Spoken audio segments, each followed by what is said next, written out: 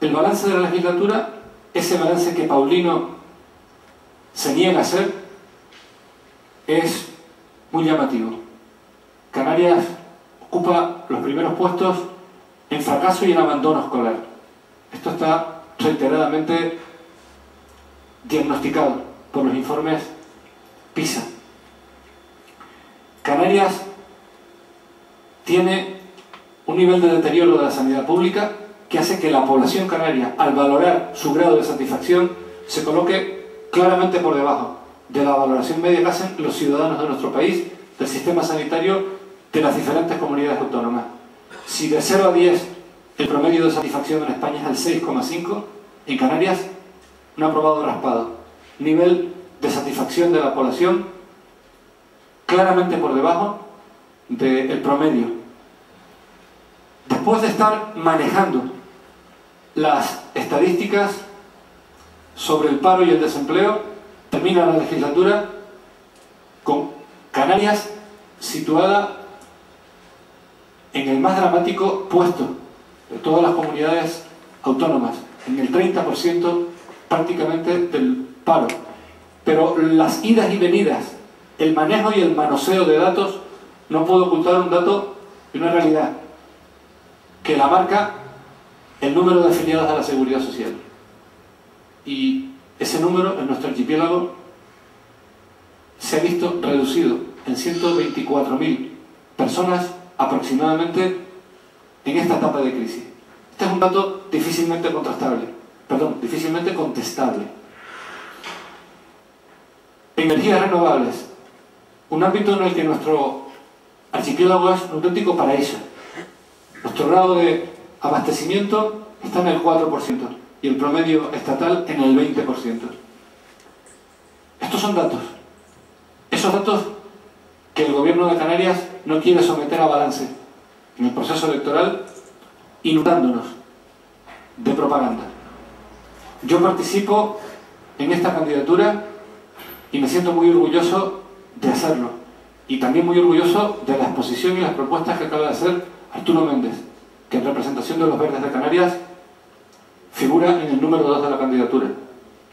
Y de la presencia de Ángela Sierra, decana de la Facultad de Filosofía, abogada, con una larga trayectoria de compromiso con los valores de la izquierda. En el número 4, Carmelo Méndez Quintero, histórico alcalde del municipio de Icó de los Vinos, una persona de una gran autoritas, de un gran prestigio moral y político en toda esa comarca de la isla de Tenerife. En el número 5, Mercedes Méndez, profesora de inglés, ex concejala socialista del Ayuntamiento de Tacoronte y ex secretaria general de la Federación de Trabajadores de la Enseñanza de la UGT, FETE-UGT. Y en el número 6, para poner hincapié en los primeros puestos de la lista, Cándido Román, profesor de Historia de la Economía y ex vicerrector de la Universidad de La Laguna. Creo que es, representación del conjunto de la candidatura, un elenco excelente de candidatos en condiciones de desarrollar trabajo parlamentario de calidad, solvente y muy comprometido con los valores que son la razón de ser de esta candidatura. Me han oído los oyentes de Radio San Borondón hablar en estas últimas semanas de muchos aspectos y circunstancias que caracterizan esta campaña electoral. Pero yo quisiera hoy detenerme en algunas consideraciones políticas. La primera, el Parlamento de Canarias se ha convertido en un coto cerrado, como fruto directo de una normativa electoral profundamente antidemocrática que fue pensada y aprobada para eso. Recuerden todos que ya desde 1982 el Estatuto de Autonomía de Canarias contenía unas barreras electorales sin parangón. Para acceder al Parlamento, una candidatura tenía que obtener al menos el 20% de los votos válidos de su isla, porque las circunscripciones electorales son insulares y los diputados acceden al Parlamento en representación de las islas aunque luego en el Parlamento colectivamente deben representar al pueblo canario. Es lo que dice el Estatuto de Autonomía. O alcanzar el 3% de los votos válidos en toda Canarias. Estoy hablando del Estatuto de Autonomía aprobado en 1982. Bien, como consecuencia de aquella normativa dificultosa para respetar la proporcionalidad y el pluralismo político, en el Parlamento de Canarias llegaron a haber 9 representaciones distintas. Y he oído a veces a algunos, incluso del Partido Socialista, han sido compañeros míos, decir: es que un Parlamento de Canarias con 9 representaciones distintas no es manejable. Y yo siempre les he respondido: no es manejable por la derecha. No es manejable por los partidos y los intereses, porque en aquel Parlamento, con un grupo socialista que tenía prácticamente el mismo número de diputados que los que ha tenido en la actual legislatura, se formó una mayoría progresista, el Pacto de Progreso. Y a mí me correspondió, hace muchos años, pero yo era muy joven, negociar con los partidos representados de carácter progresista aquella fórmula de gobierno que caracterizó y marcó una buena parte de aquella legislatura, la primera legislatura autonómica. Pero en 1996 dieron un golpe y subieron las barreras electorales al 30% de los votos válidos en cada isla y al 6% a nivel regional. De tal forma que una candidatura que no alcance el 30% de los votos en su isla, o sumadas a otras candidaturas del mismo partido o con la que constituya una alianza electoral, no supere el 6% de los votos válidos en toda Canarias, los votos que los ciudadanos han dado a esas candidaturas directamente a la basura. Y en las últimas elecciones, el voto de 150.000 canarios. Y yo digo, esto nos retrotrae a los tiempos en los que no existía la democracia ni el sufragio universal, porque los efectos son los mismos.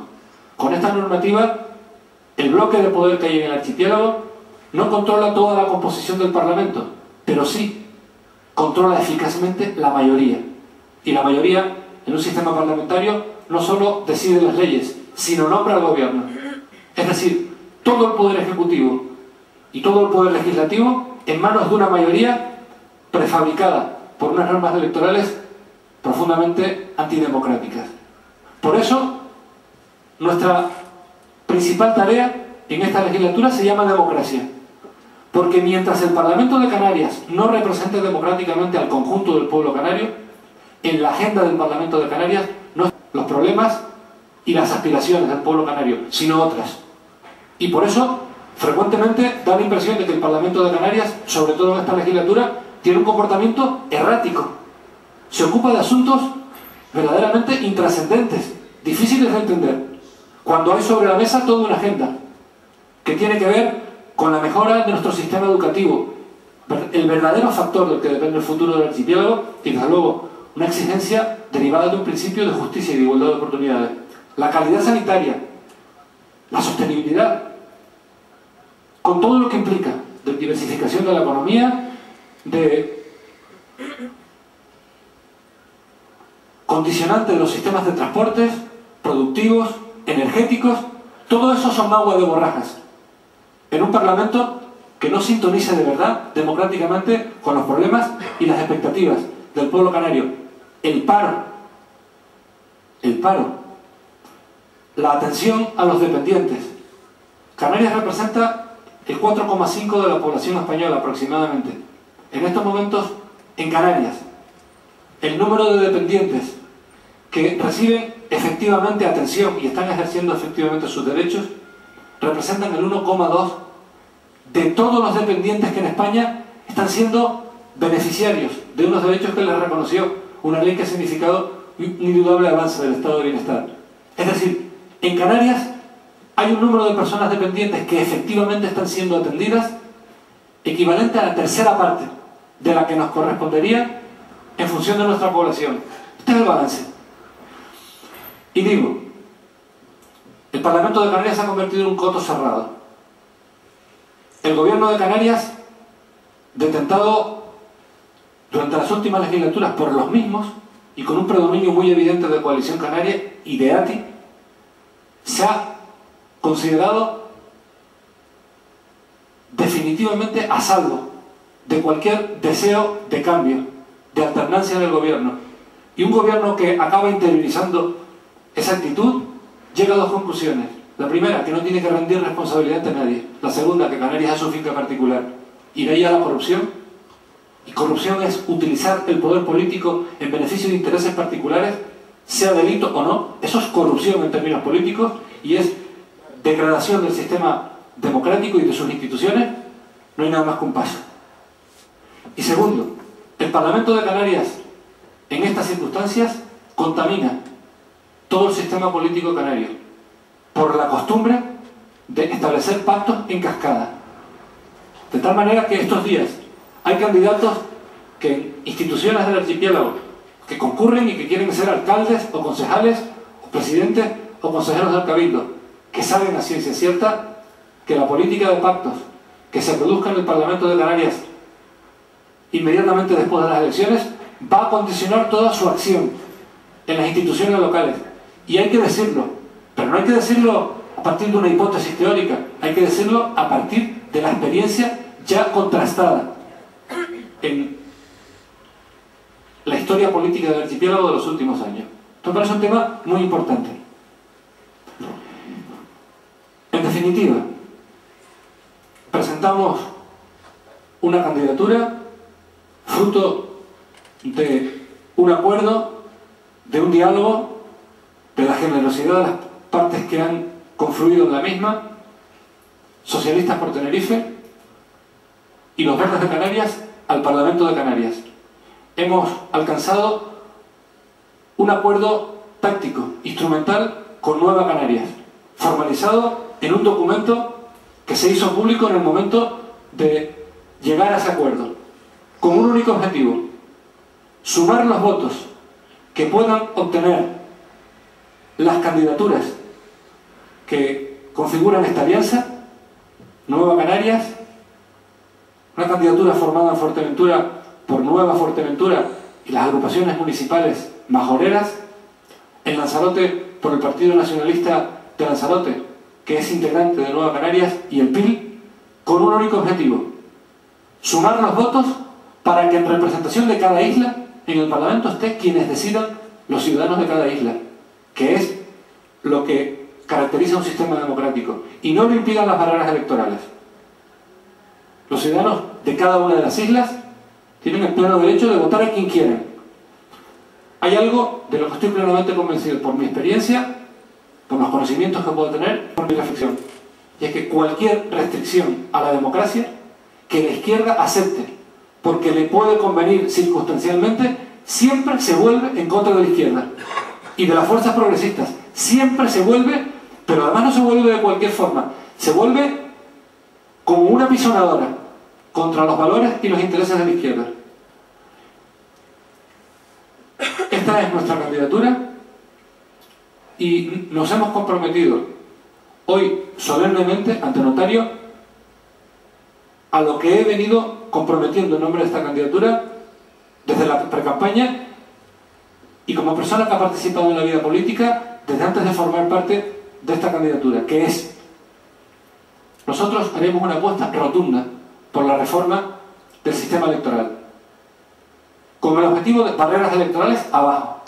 No hay ninguna razón para que se exijan en la elección de los diputados al Parlamento de Canarias barreras superiores a las que se exigen en la elección de diputados al Congreso, o en la elección de concejales o consejeros insulares en nuestro archipiélago. Segundo, un esfuerzo para que el voto de todos los canarios valga igual, es decir, tenga el mismo peso en la composición del Parlamento. Esto significa que habrá que reforzar la presencia parlamentaria de las islas con más población. Pero digo algo porque creo en ello. El primer objetivo, la bajada de las barreras electorales, hay que afrontarlo de frente, porque tiene toda la fundamentación que tiene la democracia. Y los que quieran estar en contra porque les conviene, con la boca grande o con la boca chica, que queden retratados. Como en mi modesta opinión han quedado retratados los grupos con representación parlamentaria en la última curva de la legislatura, cuando a la chita callando, en el ambiente mucho menos público de una comisión parlamentaria, con mucha menos resonancia política, dejaron en la cuneta una proposición de ley de reforma electoral que tenía este exclusivo objetivo, barreras electorales abajo, que había sido tomada en consideración por unanimidad por el Parlamento, refrendada en el dictamen del Consejo Consultivo, hecha suya por el informe de la ponencia y finalmente la desembarrancaron en la reunión de la Comisión, infringiendo el reglamento del Parlamento que obligaba a elevar esa proposición de ley al Pleno para su debate y votación definitiva. Y el otro aspecto de la reforma electoral creo que hay que abordarlo a través de un método de consenso, porque las islas no capitalinas siempre han considerado, y con buen fundamento, que la sobrerepresentación, que el número de diputados que las representan en el Parlamento ha sido una herramienta útil para superar olvidos seculares. Y esto hay que tomarlo en consideración y dialogar y llegar a algún consenso para reforzar la presencia en el Parlamento, el factor poblacional de las islas más pobladas, acercándonos al principio constitucional del voto igual. Y otra propuesta: abajo el fuero de los diputados. El fuero de los diputados no tiene ninguna razón de ser. Ninguna razón de ser. Es una anticuaña. Entró en las cámaras parlamentarias europeas hace ya mucho tiempo, cuando las monarquías controlaban el gobierno, que no tenía fundamento democrático ni parlamentario, y temían que el monarca, controlando el gobierno y controlando por lo tanto la policía, pudiera detener arbitrariamente a diputados y de esa forma alterar la composición de la Cámara surgida de las urnas, cuando las cámaras ni siquiera eran democráticas, cuando eran ni siquiera democráticas. Pero es que esta anticuaya se ha convertido en un motivo de escándalo, porque hay un montón de individuos que se presentan como candidatos al Parlamento para aforarse y para que no los juzgue el juez ordinario, sino el Tribunal Superior de Justicia de Canarias, que es un tribunal que tiene una cierta composición política y que además significa un privilegio completamente injustificado. Insisto, la Declaración Universal de los Derechos Humanos de 1948 y el Pacto Internacional de los Derechos Civiles y Políticos dice textualmente lo siguiente: todas las personas son iguales ante la justicia. Esto hay que restablecerlo en nuestra comunidad autónoma. Creo que además, para terminar, desde este punto de vista democrático, que me parece muy importante, hay una propuesta que quiero subrayar, que en mi opinión nadie ha hecho. Se trata de introducir en el procedimiento legislativo una fase de participación ciudadana. No hay nada en la Constitución que lo prohíba, ni mucho menos en los principios constitucionales, ni mucho menos en los principios constitucionales, tampoco en el Estatuto de Autonomía.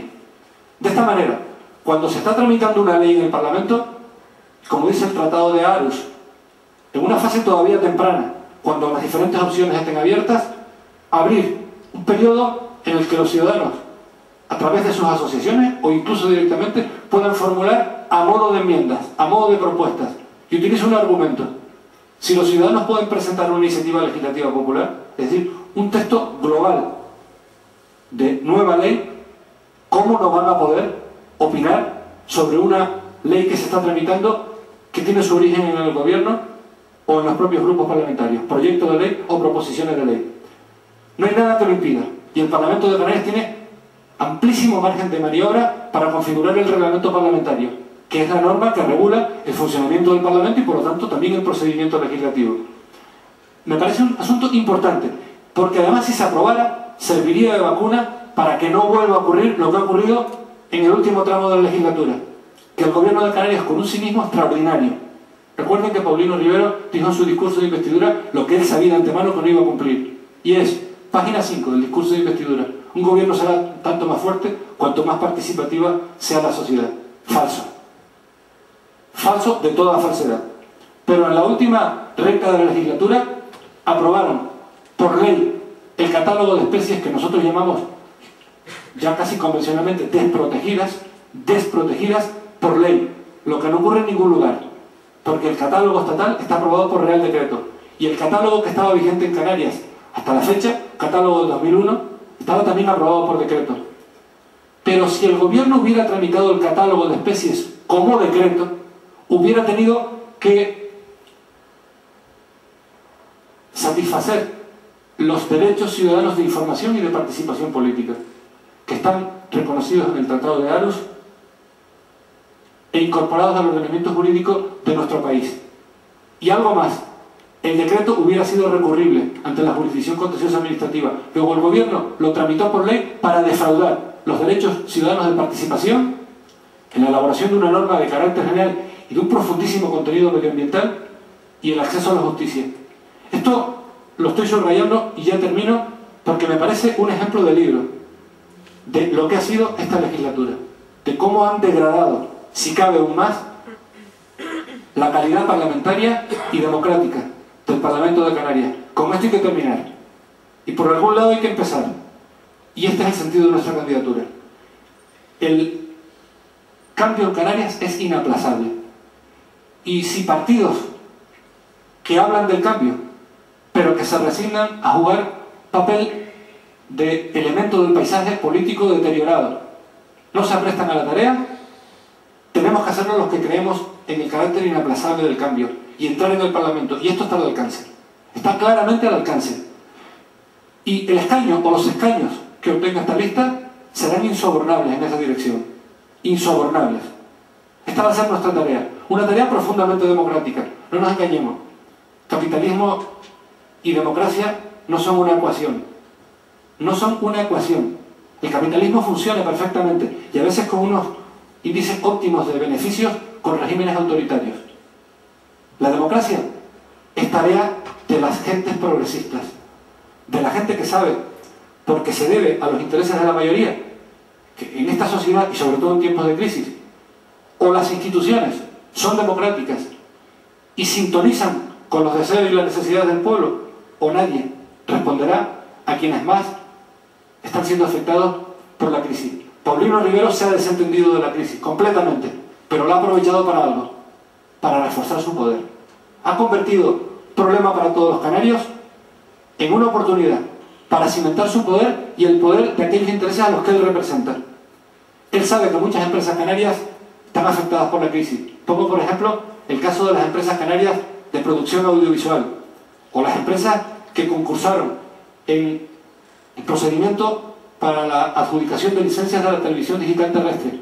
Han ganado por goleada todos los recursos judiciales porque el gobierno incurrió en arbitrariedad y en amiguismo. Pero el gobierno sabe que retrasando la sentencia definitiva, recurriendo al Tribunal Supremo y pagando los recursos con dinero público, acaba agotando a esas empresas y las acaba doblegando. Paulino Rivero ha aprovechado esta crisis no para hacerse cargo de ella y responder a las personas que más están siendo afectadas, que peor lo están pasando, no, para reforzar el poder que él representa. Parece de una inmoralidad infinita. Esto hay que ponerle coto. Y modestamente, esto es nuestro compromiso y es nuestro reto. Es lo que quería decir.